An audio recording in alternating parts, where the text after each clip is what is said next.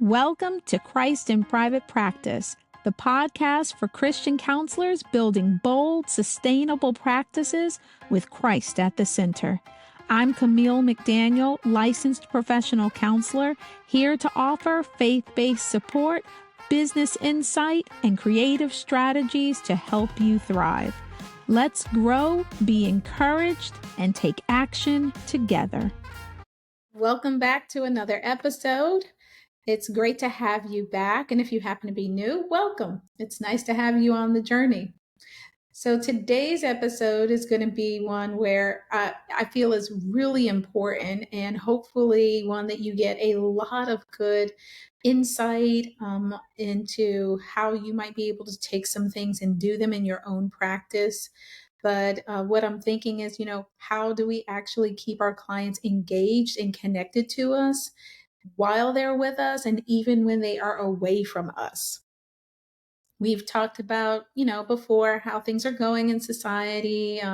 There's a lot of hardship going on. People are really stressed. People are down. People are overwhelmed. So for some of us, we may actually see an increase in the number of individuals who are coming into our counseling practices.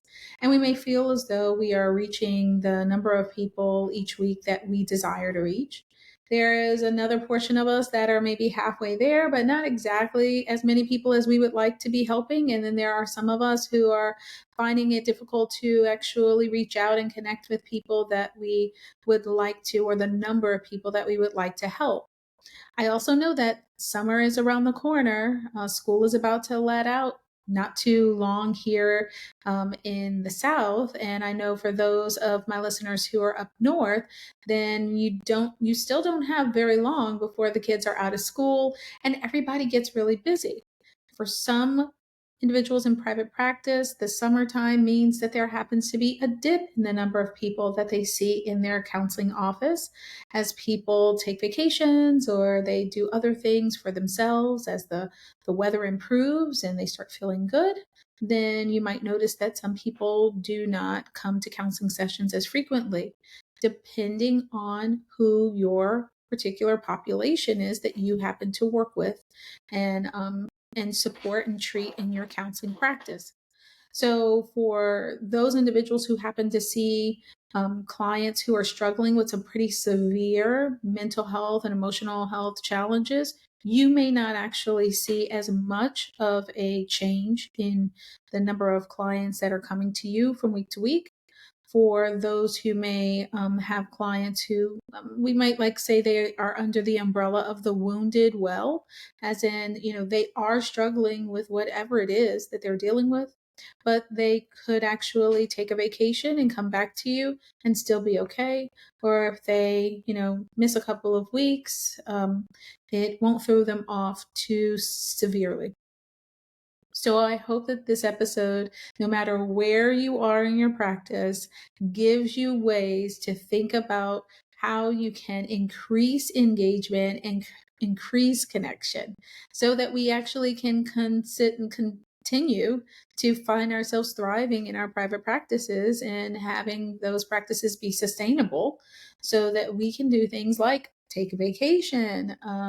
We can have some time off for our own mental health days, and we can do things like save for retirement and, all of those other wonderful things that we would love to be able to accomplish as we work for ourselves. I am reminded about a time in my life where I worked retail as a young person. I was a teenager, actually. And in my teen years, I worked a lot of retail jobs. So I've worked everything from like Party City. I have worked at the Gap, the Limited, Express, just places that actually aren't even still standing today. But one of the things that I thought about when I was thinking through this episode, I started thinking about all of my time in retail and something that they used to refer to as linking products, linking services. I worked at clothing stores, and I also worked in like body and I guess perfume and creams and all of that, so like body care type of stores as well. And I know that in a lot of the stores, they actually had tracking per hour, how many units of a product they were selling, and how much income the store had generated that particular hour. And they had goals. So if they had not met their unit goals, then they oftentimes would, kind of get us a little bit in a huddle, or the manager would walk by and just be like, don't make sure that you're telling them about this new thing, and make sure you're telling them about that. And don't forget to link this because we have this new outfit here, or we got that new jewelry there, whatever thing that they got, right? And so essentially the way linking would work is that if you happen to see a customer throughout the store and they had a product in their hand, let's say they had a shirt in their hand, a nice blouse, if you will, then you strike up conversation to find out, oh, that's a very nice blouse that you have. And where are you going? Is this for like some party, some event, or is this just for every day? And they would tell you, maybe it was for work, or maybe they had a party that they were going to on the weekend. And then that would give you more information that would allow you to inform them of some type of additional, like clothing or jewelry or whatever, depending on the store you worked at, right? To link to that nice blouse that they had already in their hand. And so you would say something along the lines of, well, we just got in our new trouser that would pair really well with that shirt and look awesome on your complexion because it has this tone in it. That would be a great full outfit to go to this party. And if they were like, oh, I already have the pants though, thank you. And it's like, all right, well, don't forget to also check out our jewelry because we have some nice necklaces that would drop perfectly right where that line is coming on that shirt. Things like that would enhance the customer experience in the way of information. Now, true, there were some people who came in and they already know what they wanted. They didn't really want any extra information. But there were other individuals who came in and they kind of knew what they wanted, or they didn't really know at all. And they appreciated being able to have more information of something that could enhance their overall goal, which was to look nice or to, smell good or whatever it was, depending on the store that I happened to be working in. Yeah, a lot of my teenage years was a lot of stores. When I kind of listed out, I feel like there's this one particular mall in the state that I live in, and I feel like I worked several stores within that mall. It was good times. It was good times. A long time ago, though. So, really, when you think about what I just shared, it's like, okay, Camille, that's a nice story, but how does that actually apply to private practice and mental health? Before we dive back into today's episode, I know it can be overwhelming finding business support that truly aligns with your values. Maybe you're skeptical and aren't sure who to trust. I can understand that. I've been a licensed professional counselor since 2005 and in private practice since 2010. At Christ in Private Practice, we offer customized web design, blogging, copywriting, and business consultation tailored to your practice needs. We understand your unique challenges and are here to help you build a practice that reflects your faith and grows your impact. Visit ChristinPrivatePractice.com to get started today. Now, let's jump back into today's episode. And so, the way that we want to start looking at things as we are trying to set ourselves apart, as we are trying to be very memorable in the minds of our clients when they are with us, and also when they have taken some time away, is we want to look at how we are linking the services that we offer. We want to actually even think about, do you even have anything else to offer them outside of your one on one services? And it doesn't have to be that this is additional paid services. We'll talk about that in a minute because some of the things are going to be paid and some of the things are going to be free, but all of the things are going to link the customer, the client, back to your practice brand you in their mind as the specialist in this area, provide them support, and allow your name to just continue no matter where your client goes.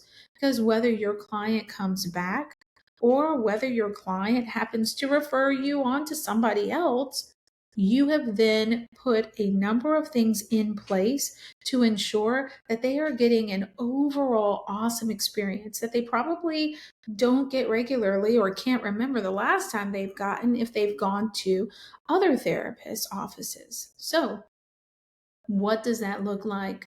I talked to you about what it looks like in retail, but what it looks like in mental health, and sometimes even other professions related to like mental health.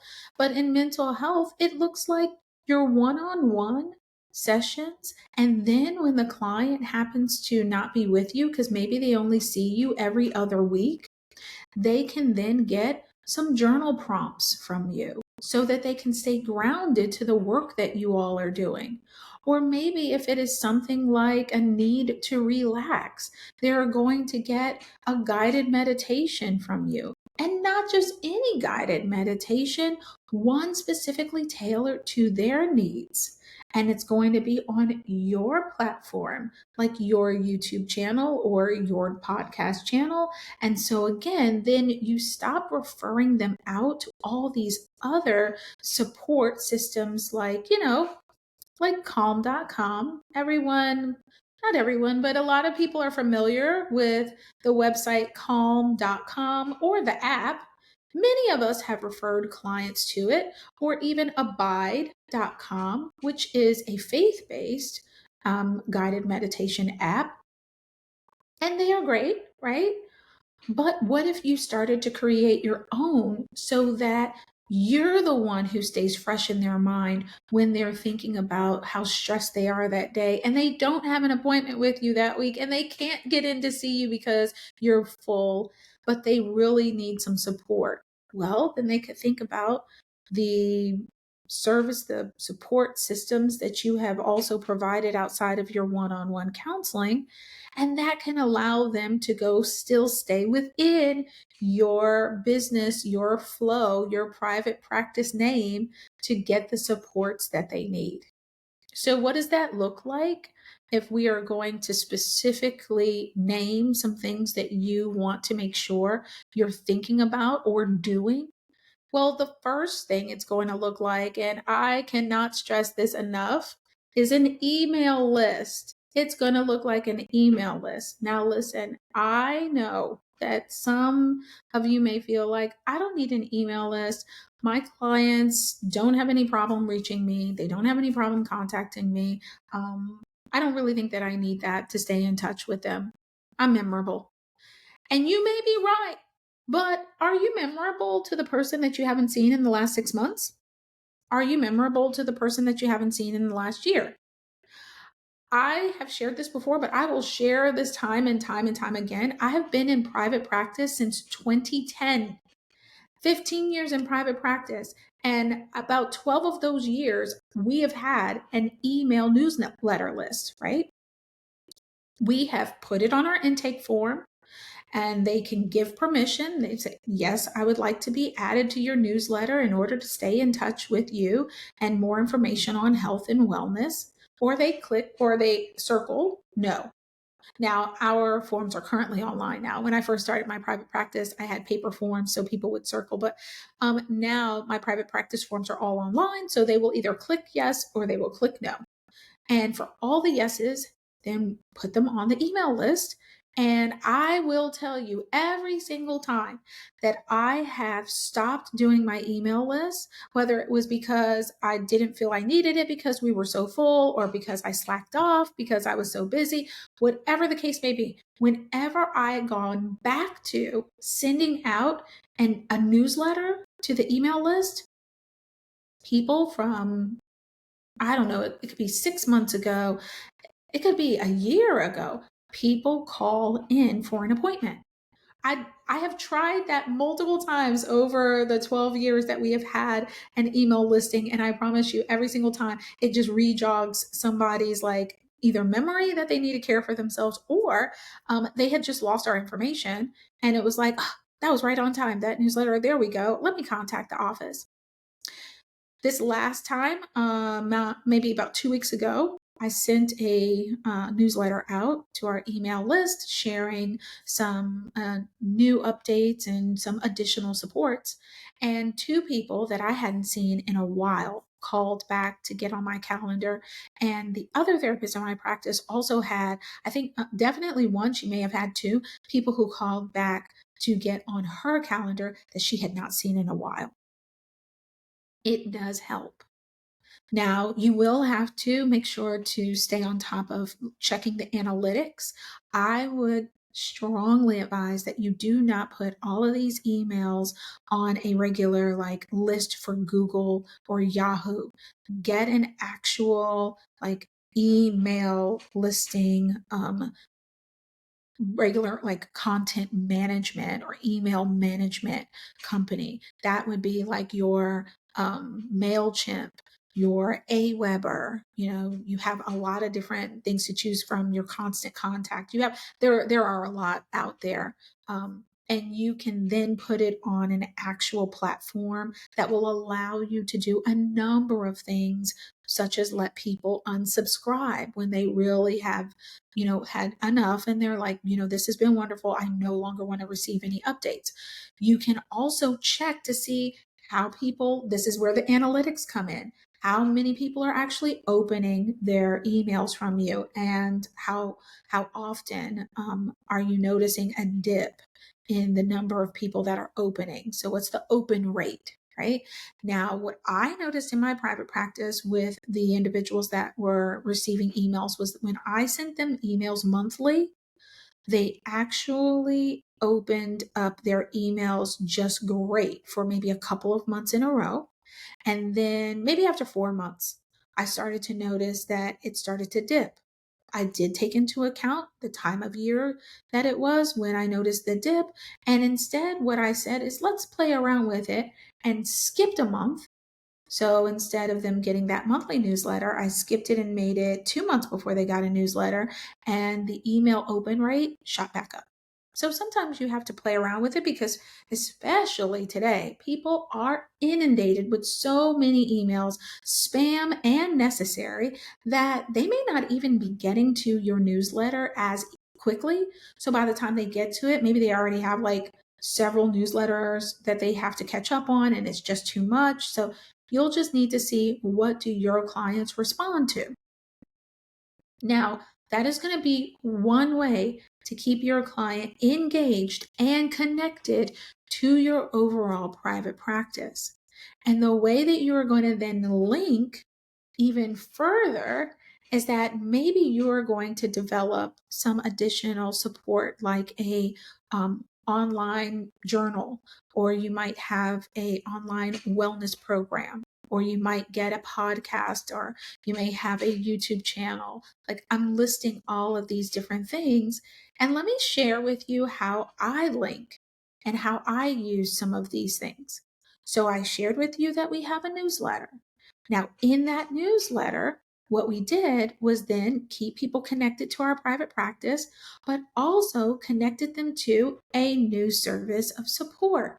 Well, that's the online wellness program that we developed called The Woman Everyone Leans On. And then it's like reclaiming your time and your health and something else. I have to look at the full title and remember it, but that was and is an online wellness program that has been associated with a need that I noticed was popping up in my private practice over some time, like over a year.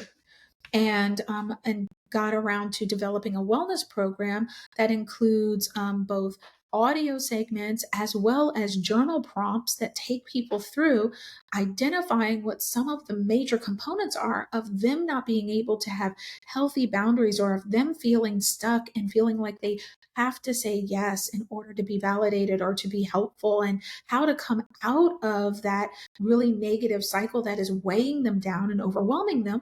And they have journal prompts that will then facilitate additional thought and additional resources to go forward and putting things into practice in their everyday lives. That was listed in the newsletter. Clients not only then got a newsletter with other updates, and for some people, they called us to schedule an appointment just because of that. But then some actually decided to move forward with the online wellness program.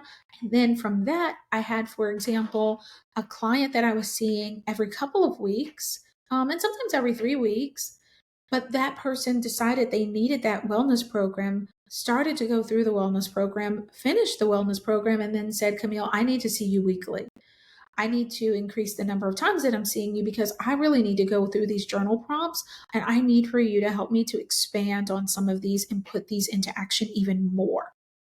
So again, that's another step toward not only linking in supports that you offer, and this one being a paid support, but also then increasing the amount of support individually that a client might need. Now, you may have a wellness program that actually has a component in it where someone is going to meet with you so that you can kind of process.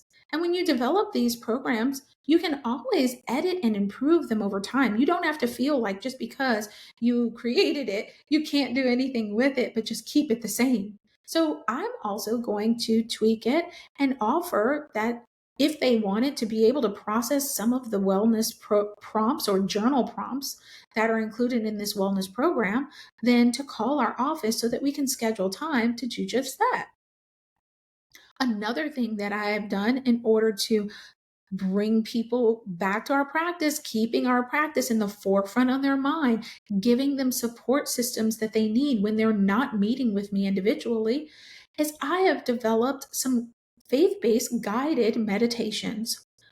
They are aligned with a lot of things that I hear my clients struggling with in their sessions with me. And I then developed certain faith based guided meditations to go right along with it that they can practice when we are not together.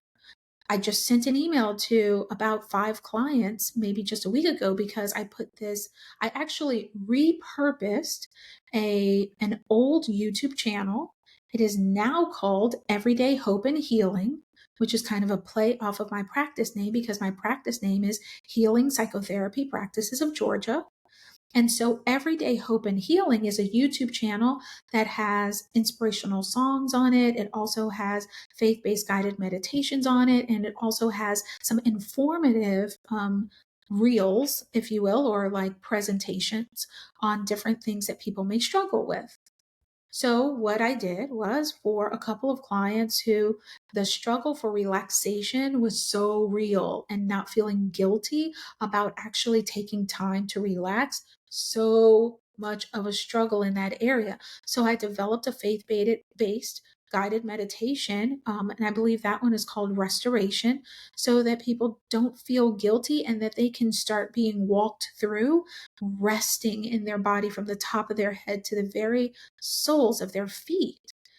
And I sent in a very short email to say, hey, thinking about what we were talking about in session and how you are trying to practice relaxation and letting go of guilt, why don't you try this faith based guided meditation as a way of starting your practice in that area?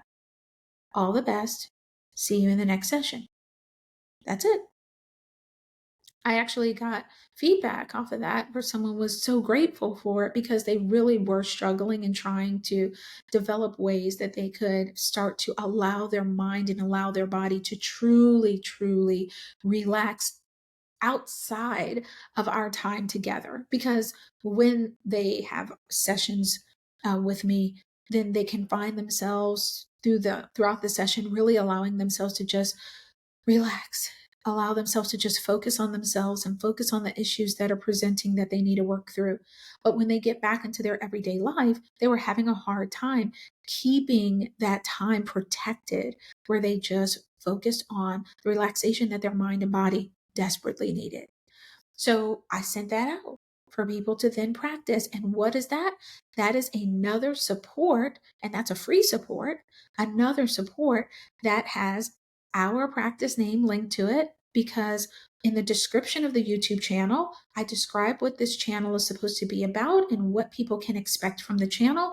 And then I also talk about how there might be additional information that they'll receive on wellness programs that we offer, like the woman everyone leans on. And then what did I do? Put a link to the woman that everyone leans on, so that if you go to YouTube, I now link my YouTube to my wellness program, which brings you back to my website, which keeps me in the forefront of your mind. You can do this with a journal, or maybe you have worksheets for people to stay grounded and working on the things that you all have been talking about. It doesn't have to be a YouTube channel, but it could be. It also can be a podcast.